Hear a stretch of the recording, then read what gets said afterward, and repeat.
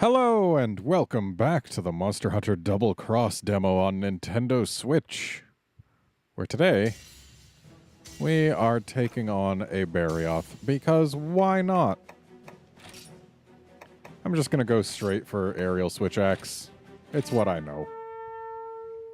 Though in fairness, I first took on a Barioth with a guild switch axe back in Monster Hunter Tri, but that's neither here nor there. Did I say either here, no there? Did I drop that R? I feel like I dropped that R. Also, I need to go back to my options here, because this is a new session, and it gives me just one more chance to say this is the most important option in the entire game. And this is also kind of nice.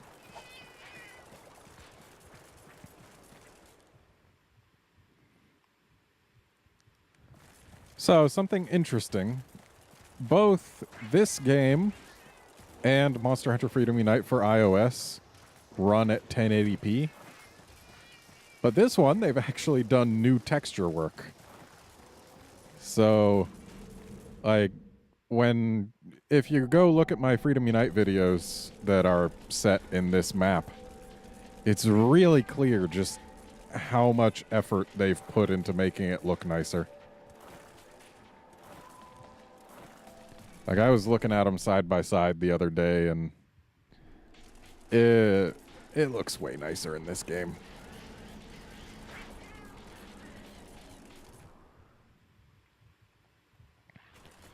Anyway, we have got ourselves a tusked kitty right through this area transition.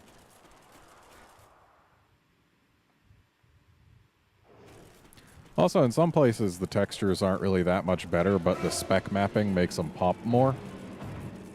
For those not aware of game terminology, spec mapping is basically what happens to make flat textures, like, say, this Barioth's scales, get individually lit. Basically, it tells the lighting system, these are the high and low parts of this texture, even though it's a flat texture. So these are the parts that should be lit differently depending on how the light hits them. And we are going for this guy's wings first, because if you break those, you can slow it down. And slowing it down makes it a little easier to fight. Nope. You're not getting me with that so easily. Apparently I dodged through that shoulder check.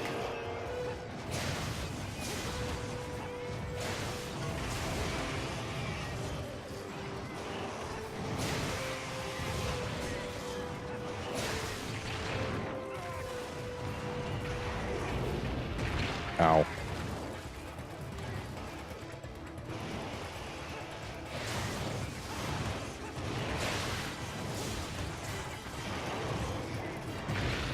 Didn't have stamina. If I did, I probably could have jumped off it instead of taking that hit. Hi. Let's go ahead and paralyze this thing. When it's raging is indeed the time to do that.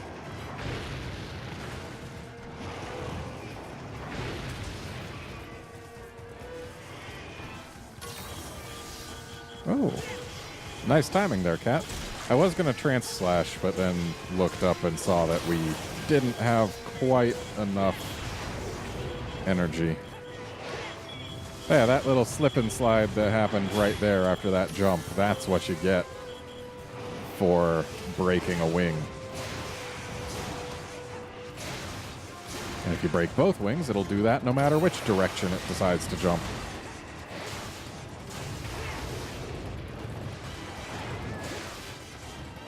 Oh, ran out of energy again. I really wish that instead of trans-slash, they would have given us energy charge. Energy charge just goes so far to making aerial switch axe viable. And I think I'm just going to not use the traps. I don't need them. Sure, they make things easier, but if I make things too easy, then this won't be long enough.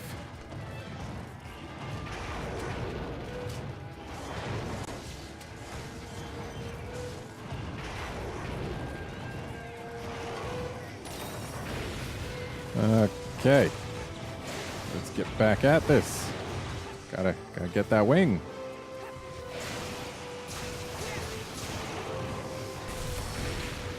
Didn't actually explode anything with that. Ow. Oh.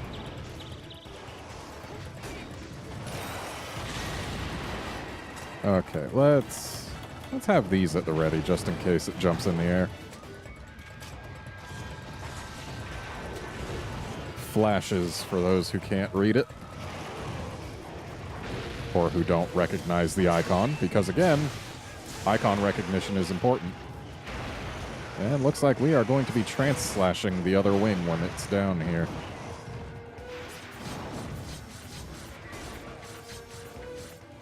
I feel like it didn't use that camera angle during rides in the 3DS version.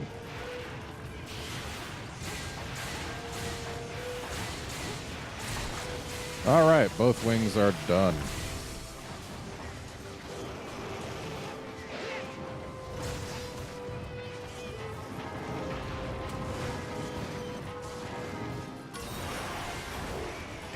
And that is why we had flashes ready.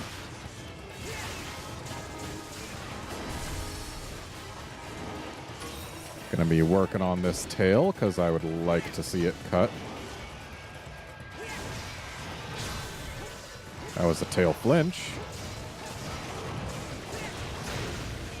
Wow, we didn't get hit there?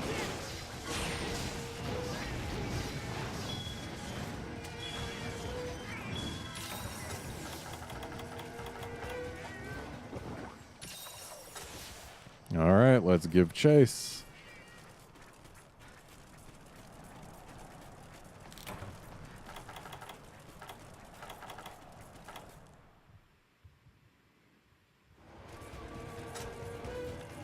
Oh no, there are a bunch of Gia prey here. Thankfully, this isn't Freedom Unite, so they're not going to try and be nuisances.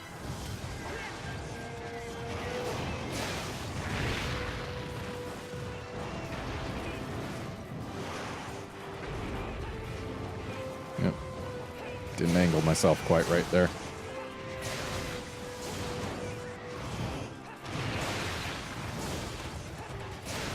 Yeah, if you sever the tail, you'll be able to stop that tail sweep from doing Ice Blight, which certainly helps. Also, you make it have shorter range. Ooh, I just got a quick reload thanks to that tail just barely poking me at the end of that. So, since I broke both wings, we enabled that sparkly to happen. When it does that move with both wings broken, it ends up spinning in ways that it doesn't expect, causing it to drop a sparkly.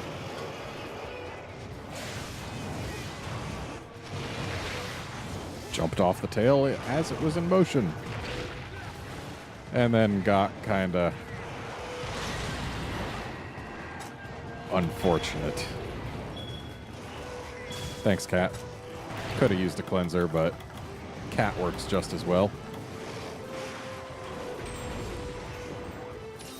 And as with most flying wyverns, you can get 2 sparklies per hunt from a single Barioth.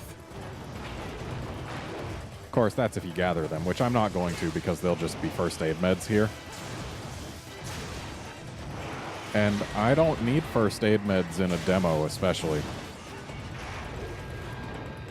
Like, I've got more than enough healing items for this hunt. And even if they were not an account item, I wouldn't get to keep them because this is a demo. Ooh, are you tired? Well, that's a tail for us, and it is tired.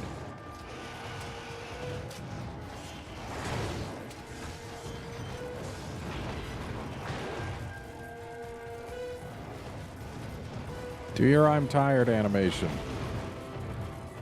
I'm also not going to carve the tail because it would also just be a first aid med.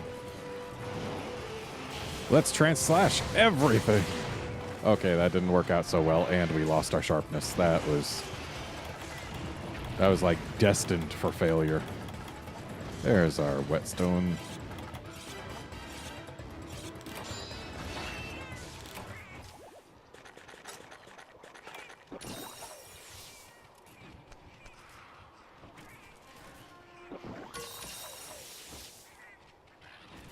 Okay. Let's get back in there. We've still got some tusks to break.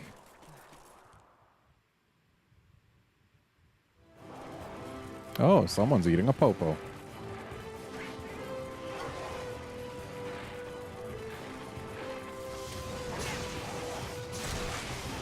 And now the tusks are broken, so we have got full brakes on this Barioth. And it's mad about it.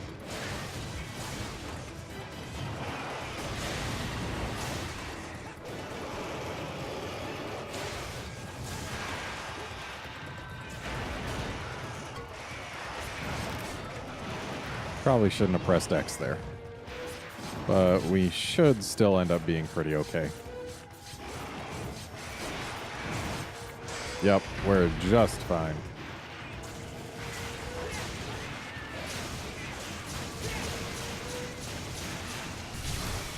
And there we go. Might as well do a trans-slash because why the hell not?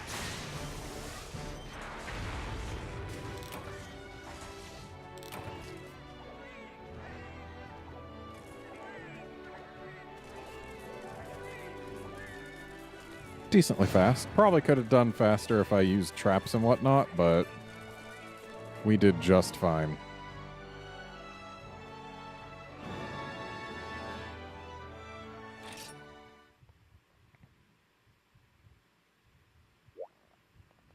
And no, we're not going to the eShop.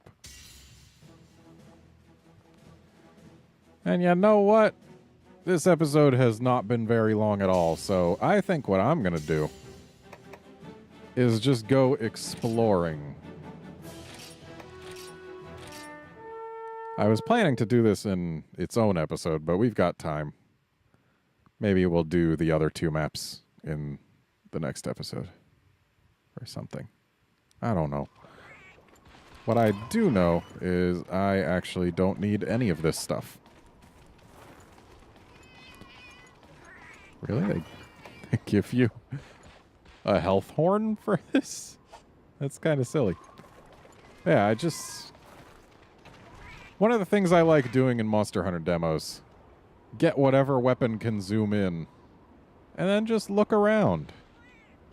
They put a lot of interesting little details out in these environments that sometimes you wouldn't even notice. Apparently there's trees on top of those mountains. At least that's what it looks like, judging from the silhouette.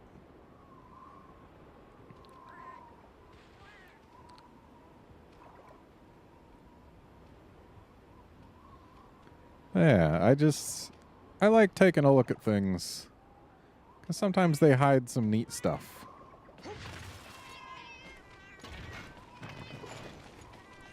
I think the light bowgun might also have a scope. That probably would have been the better idea. Those can be pulled out faster. But yeah, some things that you don't notice if you don't actually look around. Where is it? Where's the lizard? There it is. Hey, lizard. We're pals. Me and this lizard. I like how the lizard is just a flat texture, but they put a shadow to it so that it at least pops out from the ground. Like, if it comes out of here. Yeah. That is one flat lizard. I wonder, does this thing go all the way?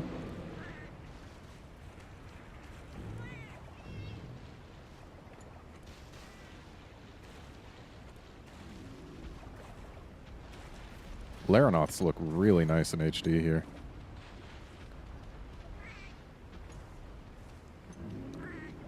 So where's my lizard friend? There it is. You're gonna go into the bushes over there, disappear forever.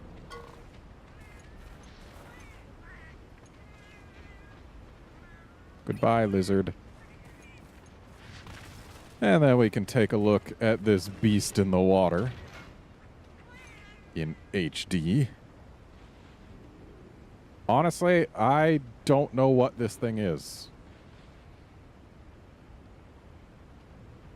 In the 3DS version, I had thought that that little yellow spot, or yellowish spot, was an eye, and that maybe there were some fangs up front, but seeing it in HD, it really doesn't look like that. So, the question is reopened as to what this thing is. And given its colors, I think a case could be made for this potentially being Nakarkos, but it's being awfully peaceful if that's what it is.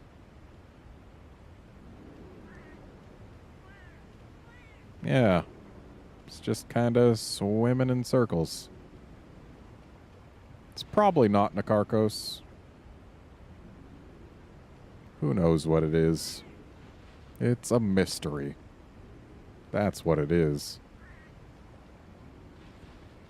Yeah, let's keep looking around. Those palm trees look almost like someone just cropped them out of a photograph and pasted them there. And we're just not supposed to get as close of a look at them. So, like, from this distance, sure, they don't really stick out from anything. But from here, yeah. Almost looks like it was cropped from a photo, whereas... Wow, that's a thing. Whereas it looks out of place next to this texture on the wall. But that is a nice texture.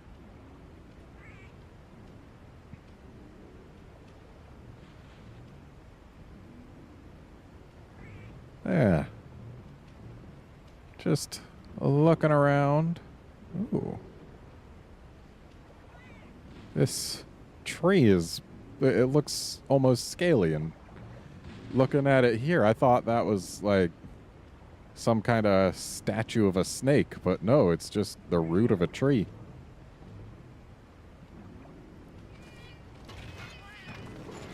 Let's get a closer look at the stuff over here, because I've never really spent much time looking over at this side of this area. I've spent most of my time looking over at the thing in the water and the lizard on the ground. And who knows, there might be some interesting stuff over here.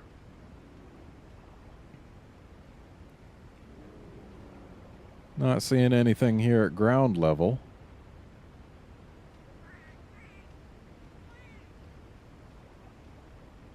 Let's zoom out till we actually see something we want to zoom in on.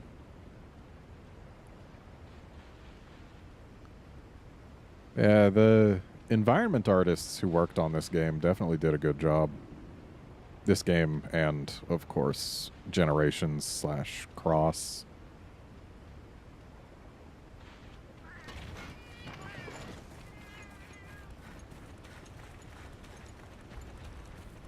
Anything over on this side to look at?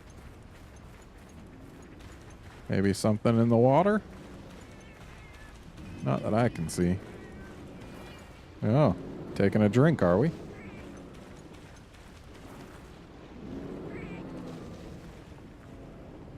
That's neat.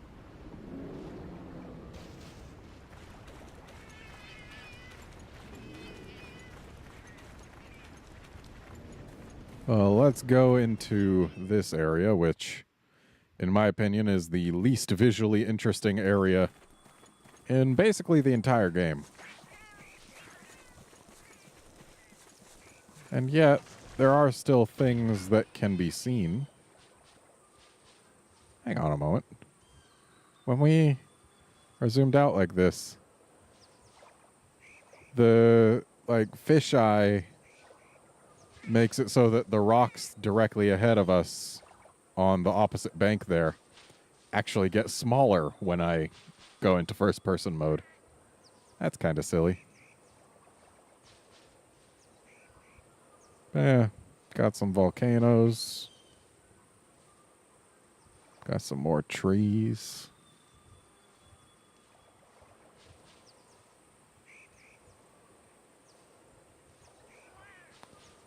Looks like that smoke is not quite affixed to where it needs to be, or at least there's a little blue line between the smoke and the thing it's supposed to be coming out of. That's kind of silly. Hey, look, it's some 2D Laranoths. Wonder where they're going. Will they just go all the way around? Is that what's going to happen? Let's watch.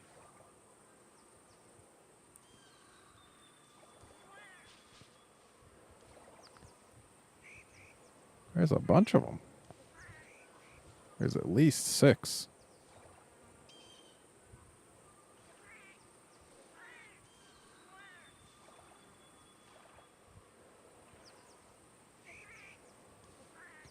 Looks like... Yep, they go and... Oh, but they still pop back out. So where are they gonna go? They gotta disappear somewhere. Is there gonna be another group coming? I don't see any other group. Did I? No, that's just a corpse. And a little macaw just hanging out.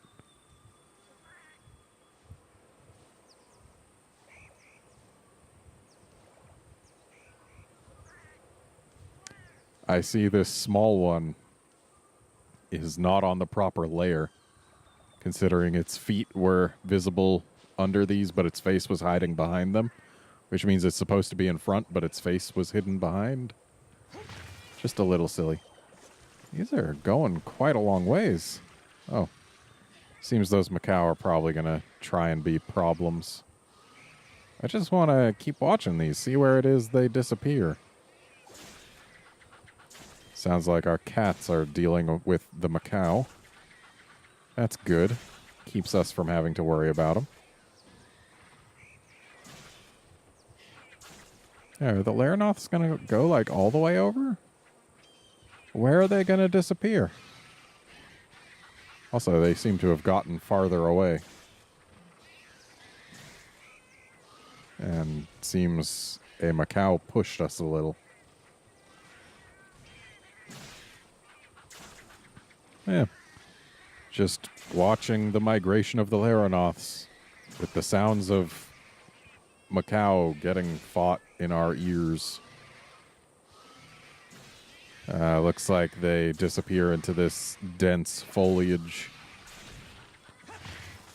They may pop out on the other side, but I'm just going to assume that they don't, because that lets us get moving faster.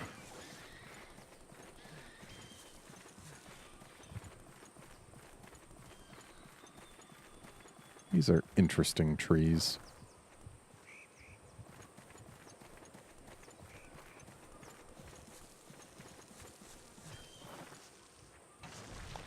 I think I might have... no. I thought I saw a movement in the texture on here. So I was thinking that maybe there was a waterfall or something, but no. And they're the Laranoths again. So let's head on over to Area 5. Because that'll let us hit every area in this map without needing to revisit any. So let's just take a look around. We might not do too much zooming in this area. Doesn't seem to be much to zoom in on. Though we could certainly admire the nice texture work.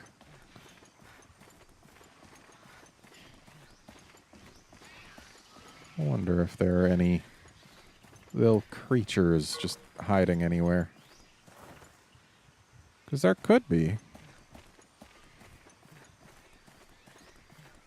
Like how there's a bunch of snails and bugs and turtles and frogs in the misty peaks. Oh, great macaw's in here. That's fine. He looks nice too.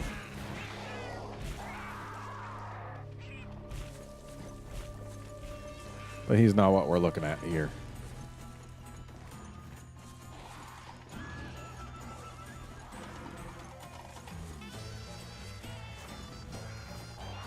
Interesting. Wonder what these... Oh, well, I don't have to wonder what these blue feathers came from. Malfestio. Duh. They're right below where it sleeps.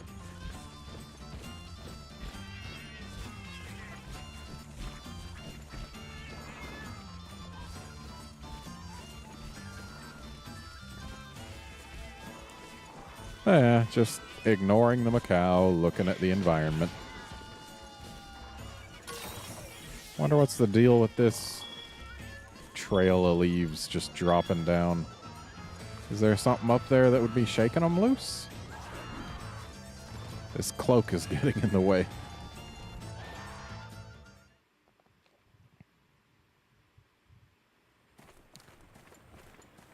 All right, anything nifty in here?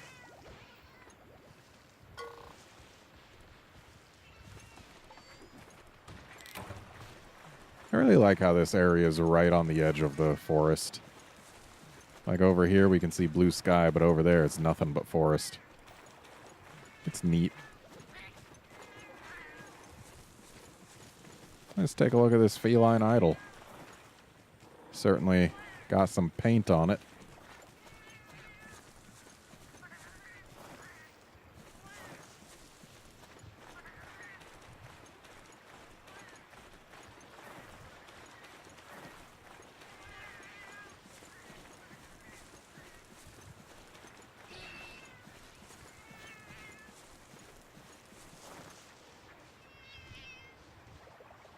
These butterflies also look pretty okay in 1080p.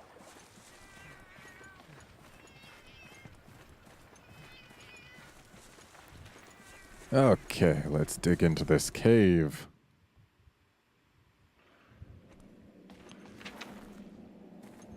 Figure might as well zoom in on the map there.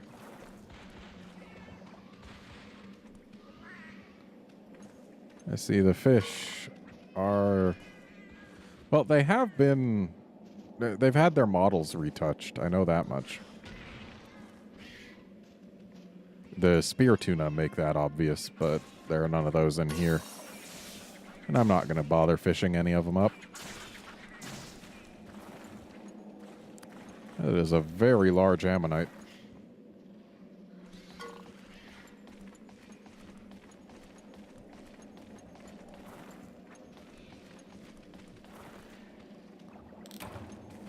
I wonder what's the deal with this blue ore on the wall. And why can't we take any of it home? Like, I think it's supposed to be like, oh, Glavenus was here, and that's where it was sharpening its tail, but... I don't know. It'd be neat if we got a chance to actually see a Glavenus doing that. But it doesn't... What is... Oh, that must be the hole that we come from when we take the shortcut into here. That's neat. Can't really get a good look at it, though. Onward.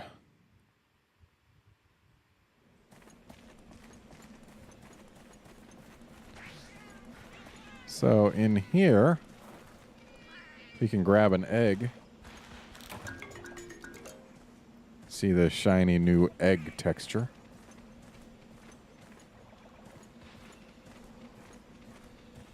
Seems it's already got some cracks running along it. That can't be healthy. Or maybe that's just dirt? Not sure. Either way, it's broken now. That water is just a moving texture. And I feel like it's not moving quite fast enough to justify how choppy it looks.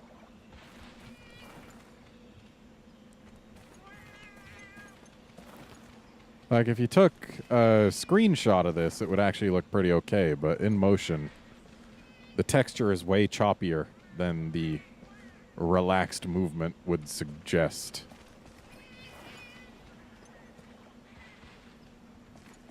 What's this orange dot? Oh, is it this tree? Signifying that it's breakable? I guess.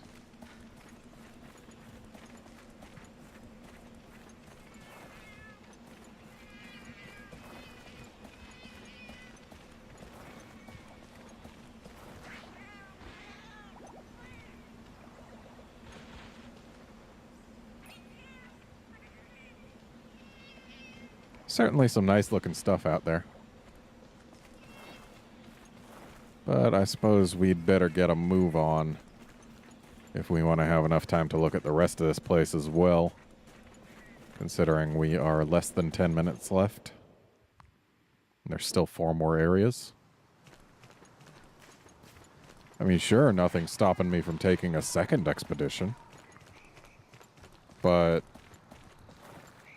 I could also just, you know, go this time.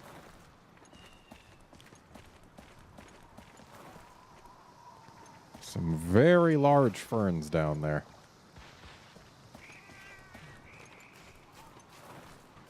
There's the secret area up there. I really like how the light plays off the water on top of these mushrooms onto the overhang. Though the texture could definitely use some up-rezzing. Let's go ahead and take a closer look at these mushrooms, because, yeah, they're nice. It's a really interesting concept for an area. Just mushrooms hanging on from the wall with water running down them. It's cool. And we're also standing on just such a mushroom. A lot of webs on those ones. Anyway, down we go.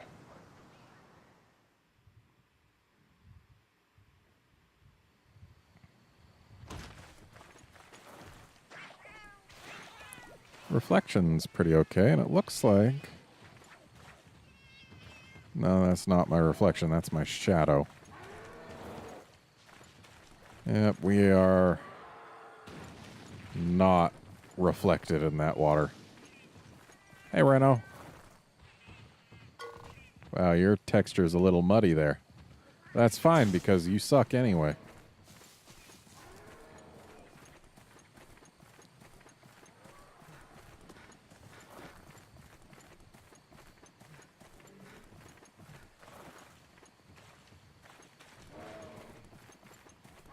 Yeah, whatever they use to do these reflections is really weird. It stretches things a lot and in unexpected ways. That's a lot of big ferns off in the distance.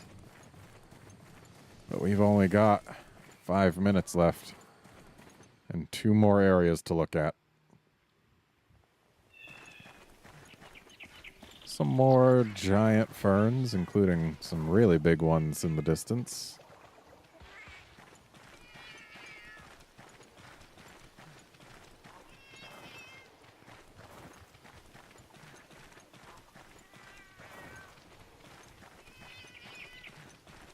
Can hear some birds, but I don't know that they're anywhere we can see them. Might just be there for ambience. Ambiance. However you'd like to pronounce it. Hang on a moment. Oh no, that's just plant matter.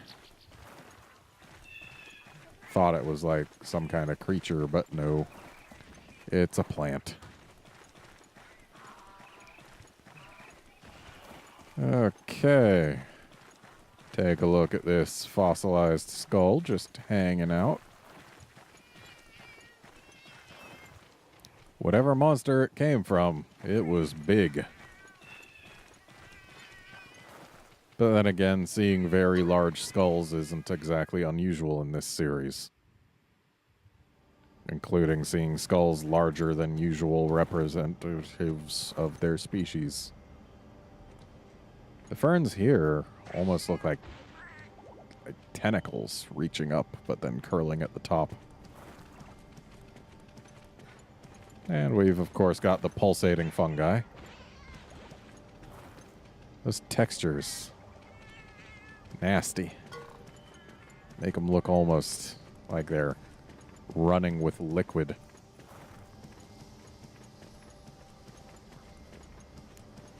Unfortunately, not much in the way of little organisms to spot, except in that first area with the little lizard and the big thing in the water. Let's take a look at this Shengaran. It's definitely been hollowed out. Oh, that's a lot of Bnahabras that wanted a piece of me there. It's definitely been hollowed out. Like, it's got a translucent carapace. Come on, Bnahabra. I'm just trying to get a look at this thing. Seriously?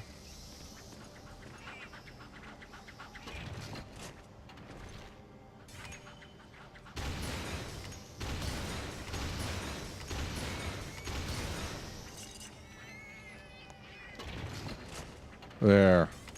Maybe that'll keep them off me. Anyway. You can see where it's... well, where one of its eyes went. Yeah, it definitely looks like this face has almost like been burst out of. Question is, did something suck everything out? Or did the crab just simply molt? It's a question to which we have no answer. Let's see if we can get a better look at the giant Lao skull it's wearing. It's kind of interesting that in Double Cross they brought Lao back, but not Gowron.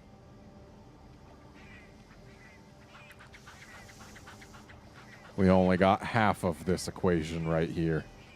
Got the crab, but not, or got the shell, but not the crab. It's interesting. Anyway, I do believe that's enough exploring here. This has gone on long enough.